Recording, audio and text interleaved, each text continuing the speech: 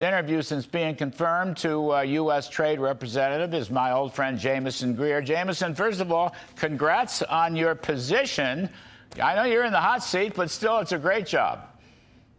Thank you, Larry. I really appreciate it. Very happy to be here and happy to be serving President Trump once again. All right. Well, you are on the hot seat. Jamieson, as one of the architects of Mr. Trump's policy, all right, you know, I'm reading in the newspapers this morning especially, the world trading system's coming to an end. Global trade is coming to an end. Jamieson, I'm not buying it. What's happening is Mr. Trump is asking for a reordering of the world trade system. So predatory practices on America will stop. We'll have a level playing field, and we can sell some exports instead of being blocked. It's not that the world trade system is ending. It's that the breakdown of the world trade system may be ending. What do you think of all that? Larry, I think that's exactly the right way to describe this. You know, we've had a world trading system for the past 70 years that may have been fit for purpose at the time, but very clearly, at least over the past decade or two, we've seen it failing the United States. We've seen China becoming the net winner of the trading system. And when that's the result of the trading system, you know you need to change the system. And President Trump, he understands that. And for him, it's an emergency. For the country, it's an emergency. We have this huge trade deficit. President Biden left us with the highest trade deficit in human history, $1.2 trillion, and it hollows out our manufacturing base. And this new program is set to resolve that emergency, reshore manufacturing, and restore American prosperity. You know, Jamieson, just on the point, I always like to bring some numbers into it. We had a trade report today. You may have seen it. And it sort of tells the story, okay? Adjusted for inflation, real net imports, U.S. imports, up 20%. U.S. exports flat at 0.7%. So we're importing, but we're not exporting. We're not exporting because they have so many barriers, China, European Union, you name it, with high tariffs, cheap wages, overregulation, value-added tax. Our exports have done nothing, and that's all got to change. Is that a key part of your thinking? That's exactly right. And you'll remember, Larry, from the first term, and you were there, we would argue and we'd get into these long talks with foreign countries about how they needed to bring down their barriers, bring down their tariffs, and they would just say, okay, let's have a dialogue. And, you know, and even our friends, you know, the European Union, Japan, all these others say, let's have a dialogue, we'll talk about it, and 2 years from now, we'll talk some more about getting it down. Well, the time for that is over. We have to export. We have to make sure that these other countries aren't exporting their own, you know, lack of domestic demand to us and forcing us to take all of their stuff that they're making and that they won't buy themselves. We need to balance all of this out, and we need to do it now. President Trump tried really hard his first term to get people to do it through negotiation, and now at this point we have to take action for the American people, and we've done it. I mean, they're selling to us, but they won't let us sell to them. I mean, in many ways, it's just that simple. And the whole world trading system it's just been almost a farce for the last 25 some odd years. China, the World Trade Organization leading the way. Anyway, we agree on all that.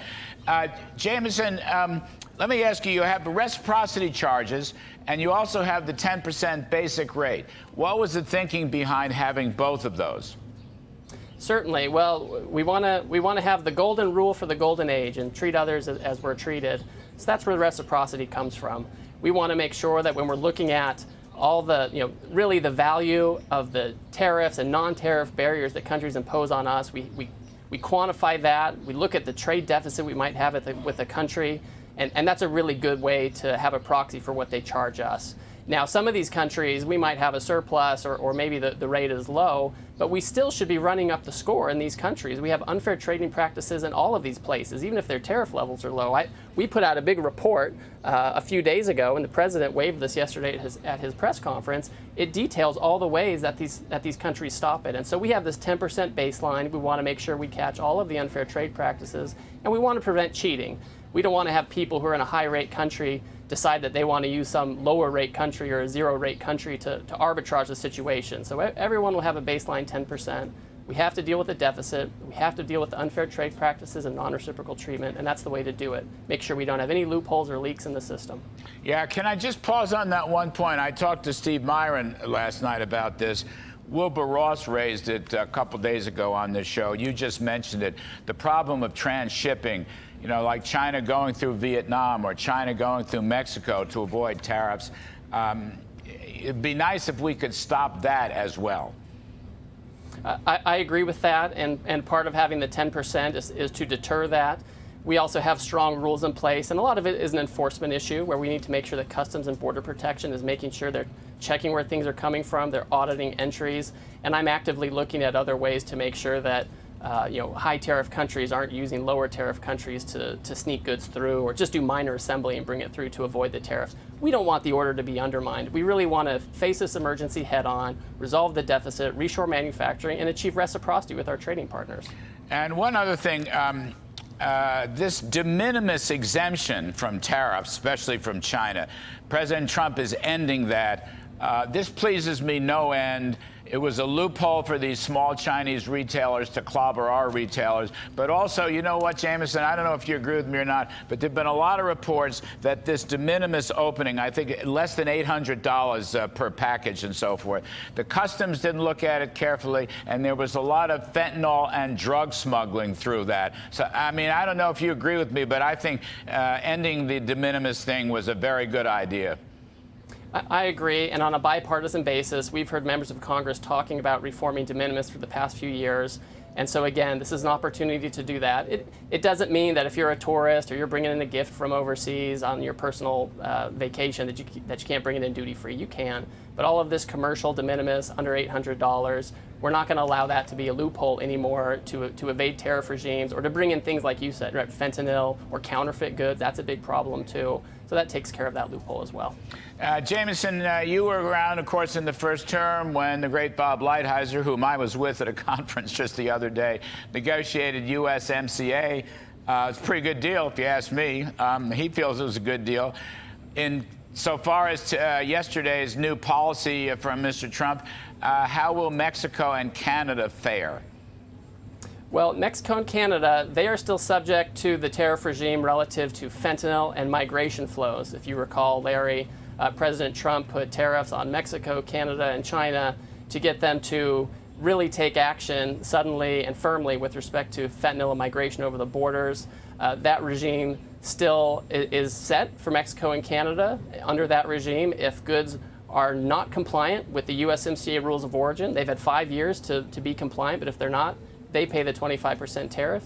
If they are compliant, they come in. They follow the rules that we set. That's what we would expect to see, and that's the regime that continues for now with Mexico and Canada. Do you anticipate a more generalized review, I think, of USMCA? I think it's due in the middle of next year or May of next year. Is that review going to be underway? We do. We're excited for that. Believe me, we already have a lot of ideas on what we need to do to that deal to make it better and improve it. We have some responsibilities to do some public consultation and get ideas from the public. There's a statute that requires us to do that. So at some point, we'll start that process. But believe me, we're already thinking of all the ways we need to tighten up that deal in a big way to make sure that third countries aren't benefiting from it, to make sure we're incentivizing American production, and to make sure that Canada and Mexico live up to their commitments with respect to market access. And let me ask you, Mr. Trump is the master negotiator, the art of the deal, and so forth and so on. Reciprocity is a deal-making kind of operation. You charge us, we'll charge you, but if you cut your charge on, then we'll cut our charge.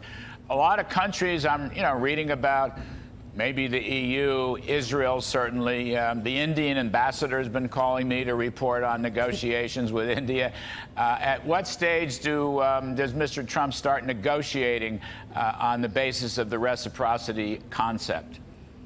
Well, I'm not going to get ahead of him on that. We'll let him say when he's ready to do that. What I can say is when I see countries taking action or saying they're going to take action, that's certainly the right direction. I do believe we want to see real action and proof. It's one thing to say you're lowering your tariffs. If you still have a bunch of non-tariff barriers that keep out your stuff, even despite the tariff, which is the case for like Japan, for example, they have low tariffs but keep things out through standards and difficult regulations, then that's not meaningful. So I think if we see countries voluntarily looking to be reciprocal. We welcome that, but we want to see the proof. We want to see action. We want to see the deficit go down. Remember, we're dealing with an emergency related to our manufacturing base, to our deficit, and it's one thing to get your tariffs and barriers down, and it's another thing to see it really take effect to minimize this emergency that we're facing. And finally, Jamieson, you know, I can't help myself. It's in the genes, in my DNA. If the estimates are correct, if you're going to make $600 billion a year, or maybe it's 500, maybe it's 700, how about turning that money over to the taxpayer? You know, the middle income, blue collar taxpayer, small business taxpayer. Why not?